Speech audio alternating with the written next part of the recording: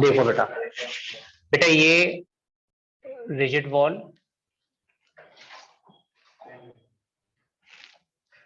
बेटा ये पहली स्प्रिंग है और बेटा ये दूसरी स्प्रिंग।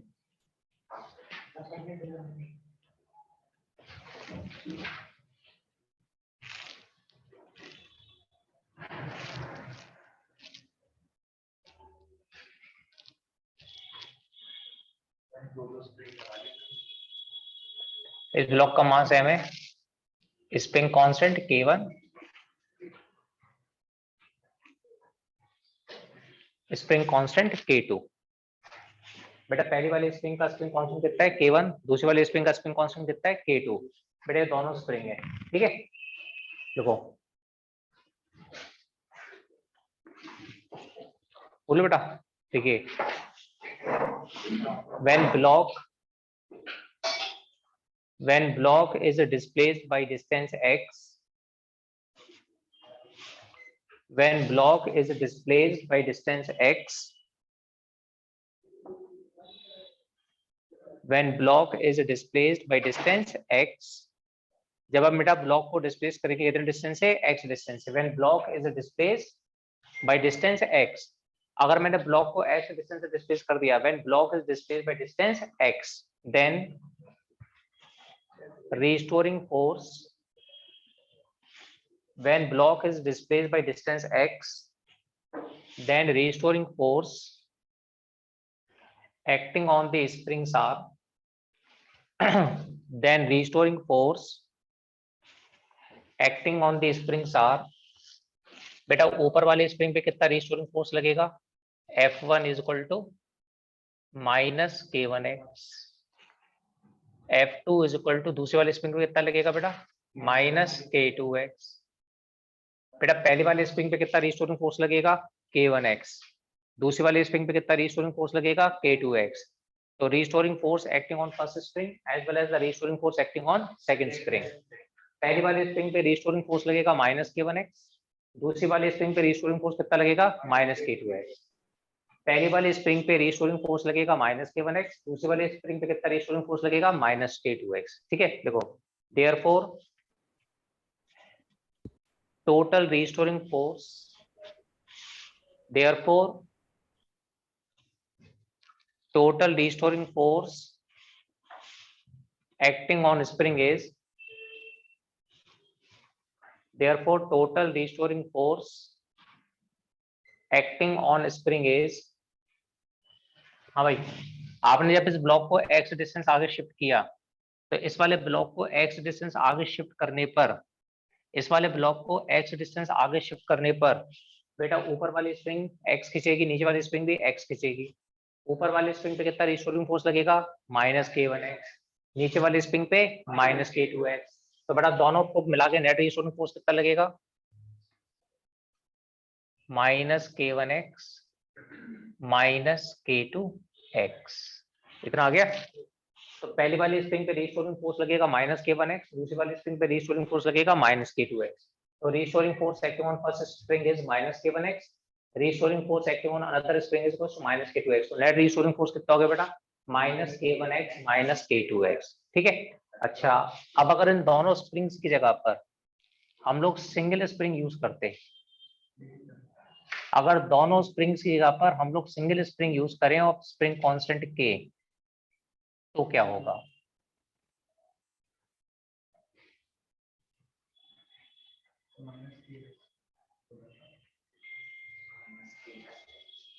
हाँ भाई, अगर इन दोनों स्प्रिंग की जगह पर सिंगल स्प्रिंग यूज करें और स्प्रिंग कांस्टेंट K, तो क्या होगा बेटा, देखो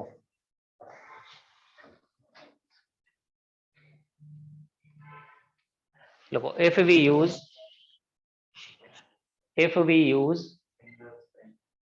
single spring, if we use single spring of spring constant Kp, if we use single spring of spring constant Kp, then restoring force is then restoring force is F is equal to कितना हो जाएगा बेटा minus kpx। इतना आ गया बेटा। पहली वाली spring के अंदर कितना रिस्टोरिंग फोर्स प्रोड्यूस हुआ था माइनस k1, दूसरी वाली स्प्रिंग के अंदर माइनस k2x, तो पूरे कॉम्बिनेशन कितना रिस्टोरिंग फोर्स प्रोड्यूस हुआ माइनस k1x माइनस k2x। तो पहली वाली स्प्रिंग के अंदर प्रोड्यूस हुआ माइनस k1x, दूसरी वाली स्प्रिंग के अंदर प्रोड्यूस हुआ माइनस k2x, तो नेट रिस्टोरिंग फोर्स कितना प्रोड्यूस हुआ कि F is equal to minus kpx। तो पहले वाले के अंदर माइनस k1x, दूसरे वाले के अंदर minus k2x, net restoring force produce the spring is equal to minus kpx। ठीक है, तो अगर इन दोनों स्प्रिंग्स को हटा के मैं सिंगल स्प्रिंग यूज करूं तो उसका स्प्रिंग कांस्टेंट कितना हो जाएगा बेटा kp। ठीक है, तो देखो on comparing equation first and second, on comparing equation first and second, on comparing equation first and second, तो बेटा नेट रिस्टोरिंग फोर्स कितना हो जाएगा तो kpx minus k1x minus k2x, तो kp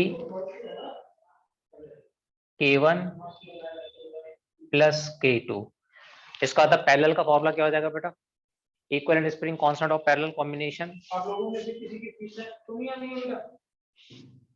spring constant of parallel combination कितना हो गया kp is equal to k1 plus k2। ठीक है बेटा आपका अपनी टीचिंग कराइएगा, ठीक है? क्या नाम है आपका? कंगन। हमारी सबमिट हो चुकी है फाइनल। हाँ भाई ऑनलाइन वालों से बात करो। कौन है आप ही बोलो कौन कौन है अभी श्रीवास्तव। अभी श्रीवास्तव और हाँ भाई अभी श्रीवास्तव, अभी श्रीवास्तव आवाज आ रही है बेटा? यस सर, हो जाएगी सर, कल तक हो जाएगी सर, कल शाम तक। ठीक है कल तक हो जाएगी। और चलिए बस आयुष गुप्ता। आयुष बेटा यस सर। तेरे फीस रह गई है बेटा जमा कर। यस सर, आज शाम को हो जाएगी सर, शादी चलिए ठीक है बस। नहीं हो रहे हैं। प्रियंका अग्रवाल। प्रियंका संगोनर वाली प्रियंका बेटा, बेटा टाइम पे दे दे। Yes sir. प्रियंका ठीक है कह रही सर आज आ कल तक हो जाएगी, जाएगी। कल तक कह रही है, इसने कह दिया अब आ जाएगी पक्का। पत्थर ये शिवम लगी वर्मा। शिवम वर्मा है नीचे, है। शिवम वर्मा कहाँ है? शिवम वर्मा है यस सर। ठीक है बेटा ध्यान रखिए। मैं फीस ध्यान रखना बेटा, कल तक फीस नहीं तो कल ठीक। बैठने नहीं दूंगा क्लास में। और कौन रह गया? बस यश करवाल, इसको तो हटाई दो। यश बेटा, ओए यश क्या कर रहा है बे यार तू, नाम खराब कर रहा है मेरा। ठीक है सर वारंट निकाल दो उसके नाम। और बस कल तक ध्यान रखिए अरे बेटा। अरे बेटा जिसकी रह गई वो कल तक जमा कर देना बस। ठीक है खत्म। चलो जिन बच्चों को सिर्फ एक बार कहने की आवश्यकता है अपने आप जमा कर देते हैं बेटा, कल तक कर देना। ठीक है शाबाश बेटा। चलो इधर देखो। हाँ भाई पहली वाली स्प्रिंग पे कितना रिस्टोरिंग फोर्स लगेगा बेटा माइनस k1x, दूसरी वाली स्प्रिंग पे कितना लगेगा बेटा माइनस k2x। ठीक है, अब अगर इन दोनों स्प्रिंग्स को मैंने हटा के सिंगल स्प्रिंग यूज कर दी जिसका स्प्रिंग कांस्टेंट kp है, ठीक है, तो माइनस kpx हो जाएगा। तो बेटा यहाँ से क्या कंपैरिजन करके आ गया kp is equal to k1 plus k2। अच्छा रेसिस्टेंस वाले फॉर्मूले याद है, resistor in series and resistor in parallel उल्टा होता था बेटा वहां पे। तो यहाँ पर पैरेलल के फॉर्मूला क्या होता है ये, तो टाइम पीरियड ऑफ ऑसिलेशन क्या हो गया स्प्रिंग का, time period of oscillation of spring हो गया t is equal to 2 pi under root m upon k1 plus k2। तो टाइम पीरियड ऑफ ऑसिलेशन कितना हो जाएगा t is equal to 2 pi under root m upon k1 plus k2। कितना आ गया? ठीक है, तो आपको लास्ट क्लास में जो है पैरेलल का फॉर्मूला क्या हो गया k1 प्लस k2, पैरेलल का फॉर्मूला क्या हो गया बेटा k1 प्लस k2, और सीरीज का फॉर्मूला क्या लिखाया था लास्ट क्लास में आपको 1 upon k1 plus 1 upon k2। अच्छा ध्यान रखना पैरेलल और सीरीज को पहचानोगे कैसे जरा देखो गौर से। पैरेलल में स्प्रिंग्स आपस में कनेक्टेड नहीं है, देख रहे हो, परंतु अगर यही स्प्रिंग आपस में कनेक्टेड हो जाएंगी तो कॉम्बिनेशन कौन सा हो जाएगा सीरीज। ठीक, अब देखो जैसे एग्जांपल एक क्वेश्चन करते हैं इसके ऊपर, सीरीज और पैरेलल में देखो डिफरेंस। अगर यहाँ पर सीरीज और पैरेलल का कॉम्बिनेशन आ जाए, ये तो बेटा के के ऊपर डिपेंड करेगा ना, जिसका के ज्यादा होगा।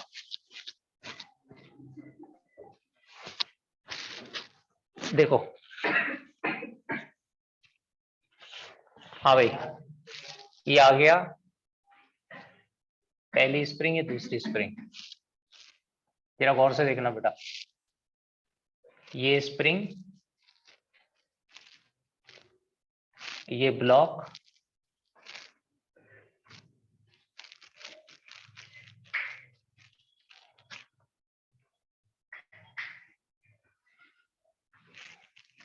कितनी स्प्रिंग है बेटा यहाँ पर? 3, K1, K2, K3। तो बेटा T is equals to 2 pi K1, K2, K3। बेटा इस स्प्रिंग का स्प्रिंग कांस्टेंट K1, इस स्प्रिंग का स्प्रिंग कांस्टेंट K2, इस स्प्रिंग का स्प्रिंग कांस्टेंट K3, और बेटा इस ब्लॉक का मास कितना है M। अब आप ये बताइए कि ये दोनों स्प्रिंग किसमें? पैरेलल में। कैसे पता चला आपको? जब भी स्प्रिंग आपस में कनेक्टेड नहीं होती तो किसमें कनेक्टेड होती है? पैरेलल में। ये स्प्रिंग आपस में कनेक्टेड नहीं है पैरेलल कॉम्बिनेशन में, ठीक है।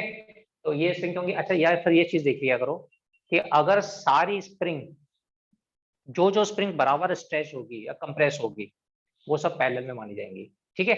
जो बराबर की कंप्रेस होंगी, स्ट्रेच होंगी, वो सब किसमें मानी जाएंगी? पैरेलल में। जैसे एग्जांपल इधर देखो, फिगर के अंदर, और आप फिगर को गौर से अंदर देखें कि अगर मैंने ब्लॉक को उधर शिफ्ट किया, वैसे तो सीरीज और पैरेलल में साफ पता चलता है, क्योंकि सीरीज में वो आपस में कनेक्टेड होती है, यहाँ पर आपकी जो स्प्रिंग है वो आपस में कनेक्टेड नहीं है। तो अगर मैं ब्लॉक को इधर शिफ्ट करता हूँ, तो इस तरफ शिफ्ट करने पर जितना ये दोनों स्प्रिंग कंप्रेस होंगी, एग्जैक्टली उतना ही ये वाली स्प्रिंग स्ट्रेच होगी। तो जितना ये दोनों स्प्रिंग कंप्रेस हो रही है, उतना ही ये वाली स्प्रिंग स्ट्रेच हो रही है। और मैंने आपको अभी भी बताया कि अगर स्प्रिंग बराबर की स्ट्रेच और कंप्रेस होती है तो वो सब किसमें मानी जाती है? पैरेलल में।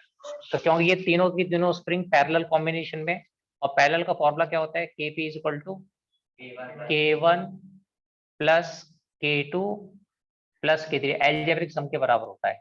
तो टाइम पीरियड कितना हो गया? T is equals to 2 pi M upon K1 plus K2 plus K3। तो time period of oscillation of block कितना हो गया? T equals to 2 pi under root M upon K1 plus K2 plus K3। इतना आ गया। पर मान लो अगर ये इस प्रकार से होता, ये पहली स्प्रिंग, अब ये दूसरी स्प्रिंग, ये ब्लॉक,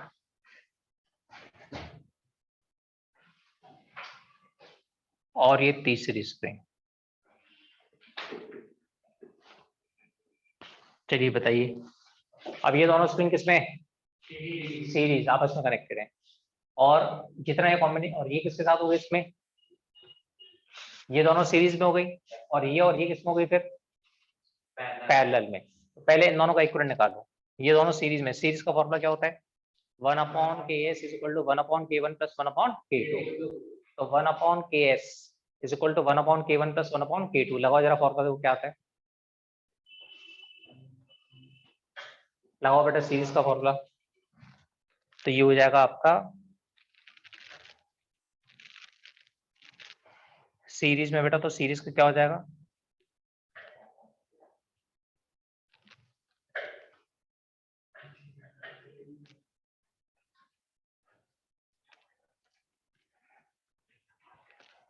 हाँ भाई, इन दोनों का कितना रहा इक्विवेलेंट सीरीज का?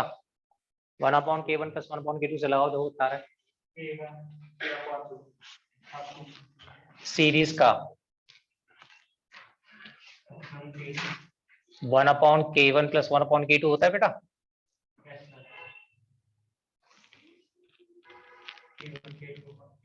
K1 की वैल्यू K है, K2 की वैल्यू भी K है, तो सीरीज का कितना आ गया बेटा?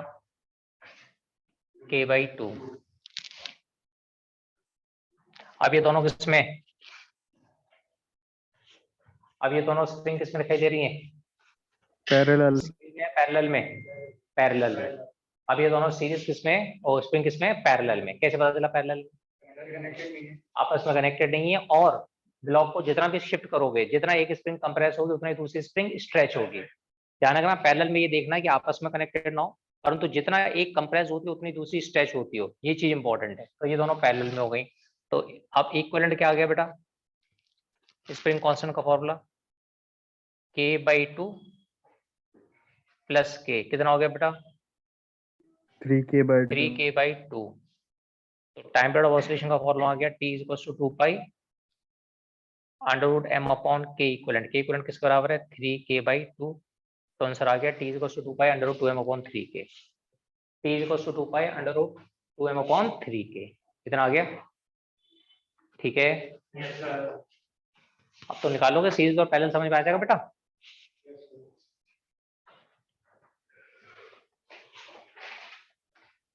बढ़िया, आगे लिख ले आराम से।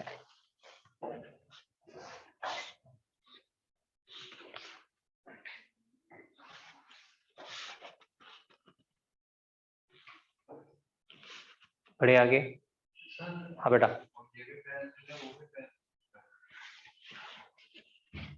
ये दोनों किसमें बेटा पैरेलल में। इन दोनों की जगह पे तूने लिख दिया k2 + k3। अब अगर इस वाले ब्लॉक को तू इधर शिफ्ट करेगा तो ये वाली स्प्रिंग कंप्रेस्ड होगी, तो ये वाली स्ट्रेच्ड होगी।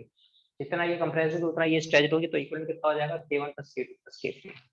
ठीक है, ऐसे कर दिया कर ना, जैसे अब ये है, पहले इक्विवेलेंट लगा दिया कर।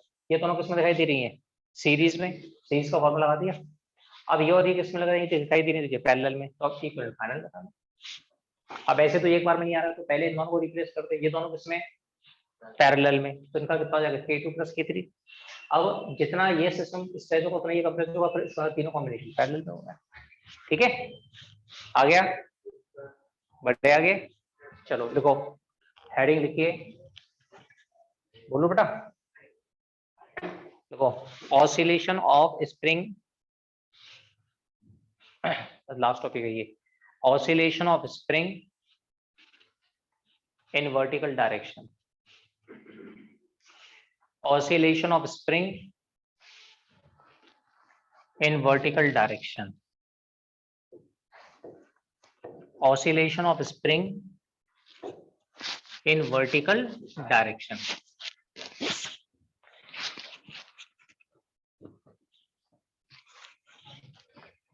Oscillation of spring in vertical direction. देखिए बेटा, ये है आपकी स्प्रिंग वर्टिकल डायरेक्शन में, ठीक है। अभी इसकी लेंथ कितनी स्ट्रेच्ड है, कुछ भी नहीं है। अभी आपने इसके ऊपर क्या सस्पेंड कर दिया, मास। आपने इसके ऊपर ब्लॉक सस्पेंड कर दिया जिसका मास m था, तो नीचे की तरफ कितना लगा बेटा mg। ठीक है, जब आपने इसके ऊपर वेट सस्पेंड किया तो वेट सस्पेंड करने पर क्या होगा बेटा, जब आप इस पे वेट सस्पेंड करोगे तो इसकी लेंथ कितनी स्ट्रेच होगी, मान लीजिए L। स्प्रिंग कितनी खींचेगी बेटा L। तो ऊपर बेटा रीस्टोरिंग फोर्स कितना लगेगा KL। ये वाला स्टेप आ गया, ये वाला स्टेप आ गया। ये स्प्रिंग थी, इस स्प्रिंग पे कोई भी वेट सस्पेंडेड नहीं था, आपने इस स्प्रिंग के ऊपर वेट सस्पेंड किया। आप जब इस स्प्रिंग के ऊपर वेट सस्पेंड करते हैं तो mg कहाँ लगता है नीचे, KL कहाँ लगता है ऊपर। ठीक है, अब समझना, अब आपने इस ब्लॉक को पकड़ के y डिस्टेंस नीचे कर दिया और छोड़ दिया। जब आप इस ब्लॉक को y डिस्टेंस नीचे पकड़ के छोड़ोगे, जब आप इस ब्लॉक को y डिस्टेंस नीचे पुल करके छोड़ दोगे तो ये क्या परफॉर्म करना चालू कर देगा। आपने इसको पकड़ा, नीचे पुल किया और छोड़ दिया, तो जब आप इसको पकड़ के नीचे पुल करोगे और छोड़ दोगे तो it will start performing SHM। तो मान लीजिए मैंने इसको पुल किया y डिस्टेंस,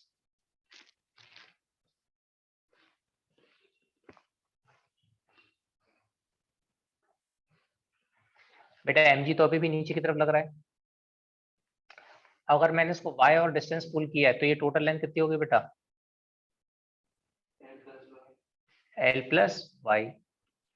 तो अब ऊपर की तरफ रीस्टोरिंग फोर्स कितना लगेगा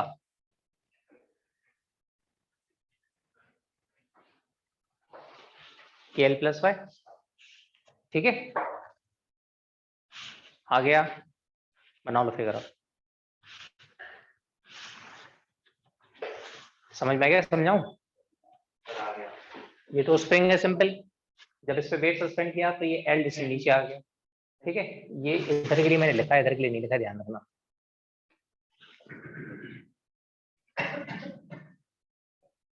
तो एम जी नीचे की तरफ है, केएल ऊपर की तरफ है। स्प्रिंग के ऊपर बेटा मैंने वेट सस्पेंड किया, एम जी नीचे तो केएल का लगा ऊपर। तो अगर एम जी नीचे की तरफ है तो केएल कहाँ की तरफ लगेगा बेटा? ऊपर की तरफ। अभी ऐसे चल तो कर नहीं रहा, अब मैंने ब्लॉक को पकड़ा और वाई डिस्टेंस पुल करके छोड़ दिया। अब जब मैं इसे वाई डिस्टेंस नीचे पुल करके छोड़ देता हूँ तो ये क्या परफॉर्म करना चालू कर देता है? एसएचएम। अच्छा वो बताओ, अब ये एसएचएम क्यों कर रहा है? हाँ बोलो बोलो। हाँ, केएल पहले किसके बराबर है? एमजी के। अब जब तुमने सब वाई और खींचा तो ऊपर की तरफ कितना फोर्स लग रहा है? K L plus Y. तो ऊपर वाला फोर्स ज्यादा है, नीचे वाला फोर्स ज्यादा है? तो जब ऊपर वाला फोर्स ज्यादा है तो ये ब्लॉक को कहाँ ले जाएगा? ऊपर। और जब ये ऊपर जाएगा तो सिस्टम इस फोर्स के कारण क्या परफॉर्म करेगा? ऑसिलेशन। एसएचएम क्या करेगा? एसएचएम। आ गया? समझ में आ गया? बेटा एम जी केएल के बराबर, जब आप उसको पुल करके नीचे छोड़ दोगे तो केएल प्लस वाई ऊपर और एम जी का नीचे, तो ये क्या परफॉर्म करना चालू कर देगा? एसएचएम। आ गया? ठीक है, बना लो फिगर बेटा।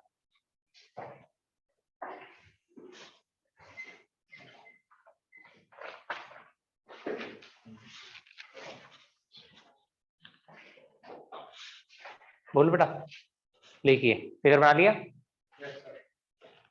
देखो, when block of mass m,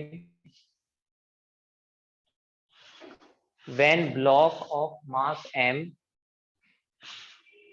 is suspended from spring, when block of mass m is suspended from spring, suppose it gets stretched, when block of mass m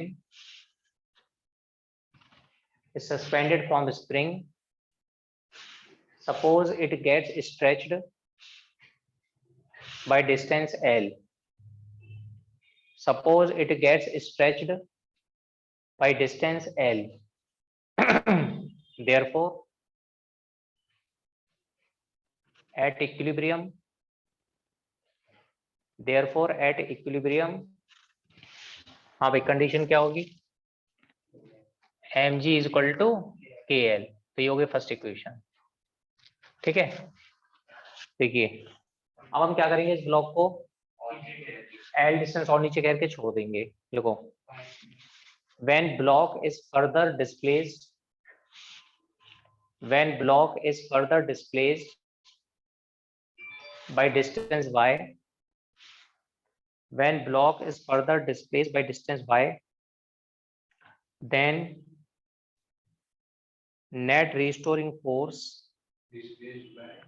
when block is further displaced by distance y, then net restoring force acting is, then net restoring force acting on spring is, हाँ भाई कितना लगेगा? Fr is equal to, कौन सा force बड़ा है बेटा?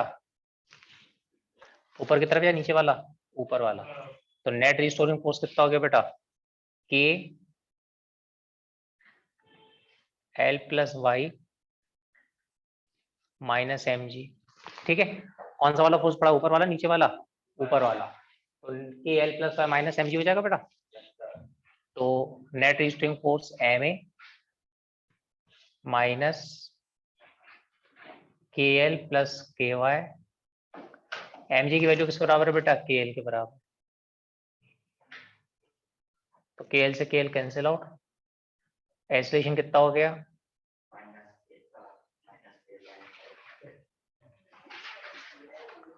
और कंडीशन क्या होती है एसएचएम की?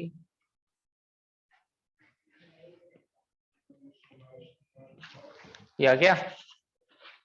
ठीक है, ठीक है। ये आ गया माइनस के अपॉन एम बाय, ये आ गया माइनस ओमेगा स्क्वायर बाय। अच्छा दोनों को कंपेयर करो, ऑन कंपेयरिंग,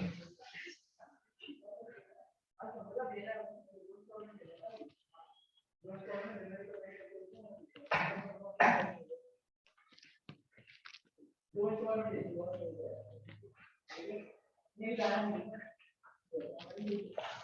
कंपेयर करो।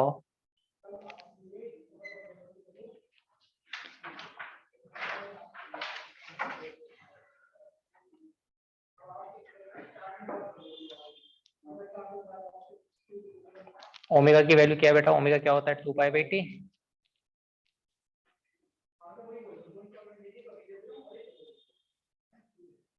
तो टी कितना आ गया? तो आपने देखा चाहे स्प्रिंग वर्टिकल डायरेक्शन में हो चाहे स्प्रिंग हॉरिजॉन्टल डायरेक्शन में हो, टाइम पीरियड उसका क्या रहता है? हमेशा सेम। हॉरिजॉन्टल डायरेक्शन में भी ये टाइम पीरियड आया था ऑसिलेशन का 2π/m/k। हॉरिजॉन्टल डायरेक्शन में बेटा यही आया है। दोनों कंडीशन में टाइम पीरियड ऑफ ऑसिलेशन क्या रहता है? सेम रहता है। आ गया? एक बार फिर से देखो।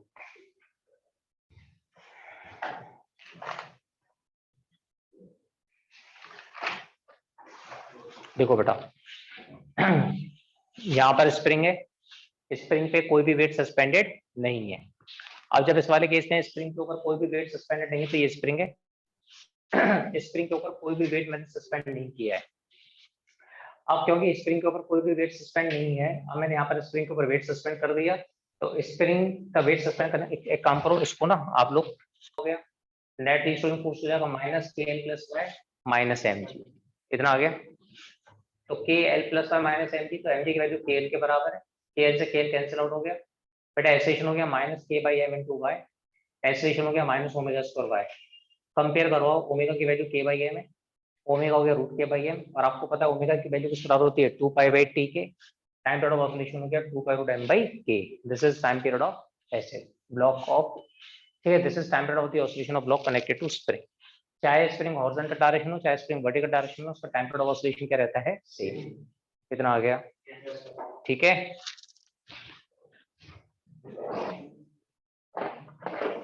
लो बेटा एक आध क्वेश्चन कर लो, उस पे थ्योरी कंप्लीट हो चुकी है।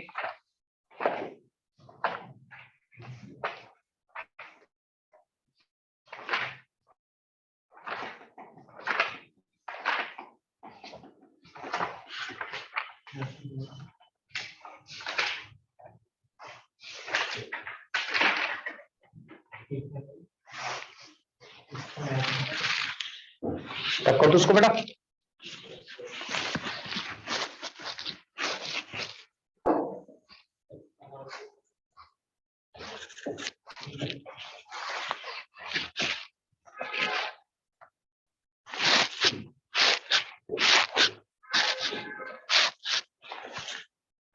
देखिए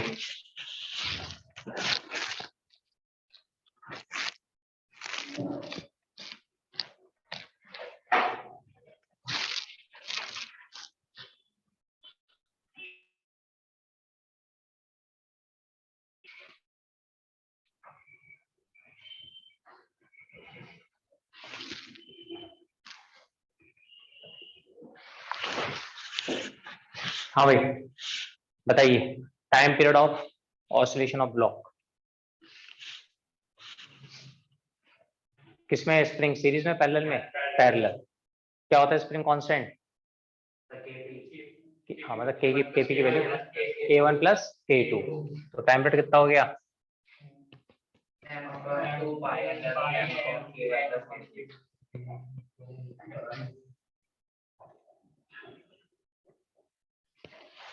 2π/m/K1 + K2। So T is equals to 2π/m/K1 + K2. This is the time period of the oscillation of block connected to spring. ठीक है।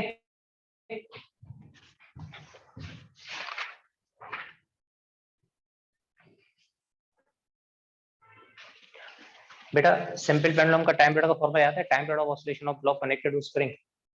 सिंपल पेंडुलम का टाइम पीरियड ऑफ ऑसिलेशन कितना था? T is equals to 2π। दो बार पढ़ा है बेटा, दो बार। तीसरी बार भी पढ़ना चाह रहा है क्या? हाँ भाई online. Time period of oscillation of block, time period of simple pendulum कितना था? Sir 2π√L/g। T is equals to 2π√L/g। तो ये तो यार 9th क्लास में भी है फॉर्मूला, ये तो 10th में भी है, 11th में तुम दो बार पढ़ चुके हो, 4 बार पढ़ चुके हो, अभी तक याद नहीं हुआ? नहीं, शाबाश। T is equals to 2π√L/g। तो time period of oscillation of block connected बेटा किसके बराबर होगा, t equals to 2 pi root L by G। देखो question,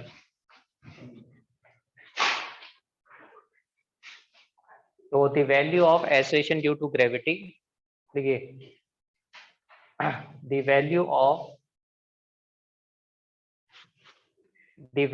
of acceleration due to gravity, the value of acceleration due to gravity,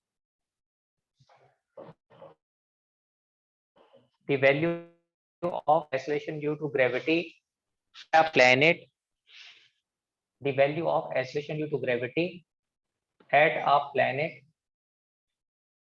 is 1/9 that of the acceleration due to gravity is 1/9 that of the acceleration due to gravity at the earth,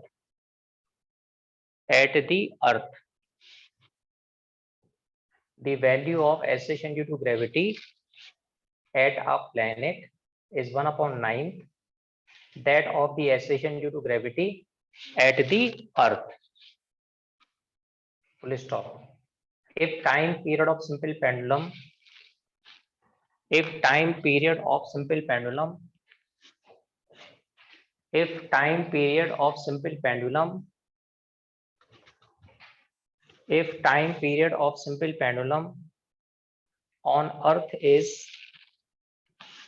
on earth is 1 second, if time period of simple pendulum on earth is 1 second, find its time period on the planet.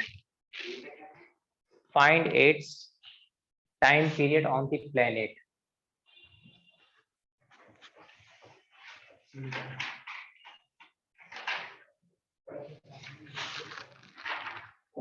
चलिए करें, आओ बेटा। Time period of simple pendulum on the surface of earth कितना है, 2 pi root L by G। हाँ भाई, अर्थ पे time period कितना है, if time period of pendulum on the earth is 1 second, इधर देखो t is equal to 2 पाई। अब ये तो हो गया अर्थ के लिए, तो time period on the planet TP 2 पाई, हाँ भाई, सिंपल पेंडुलम की लेंथ L, G क्या है, value of gravity on the surface of planet GP। बेटा ये आपको अपनी कॉपी दे देना, आंसर शीट कर दोगे बस उसी की।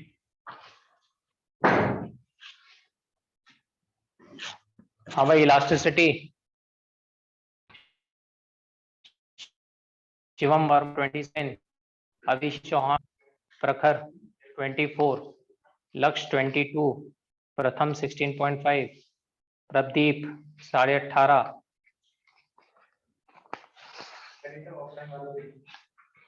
यश शिकरवार 21.5, प्रियांशु यादव 27.5, अनन्या अवस्थी है 28.5, परिकर अग्रवाल 28, कुशाग्र उपाध्याय, अच्छा कार्तिक, कुशाग्र उपाध्याय 23, कुंवर विथ तेरी 32 में से 32। ओए कुंवर आया है क्या सर? ओए कुंवर आया क्या, कुंवर आया है नहीं, 32 में से 32। हाँ, 10th बेस की कितनी परसेंटेज है, पढ़ने पे सही है। अच्छा, लक्ष्य सर 10 के बाद अभी तक रिवीजन नहीं किया फिजिक्स का सही से।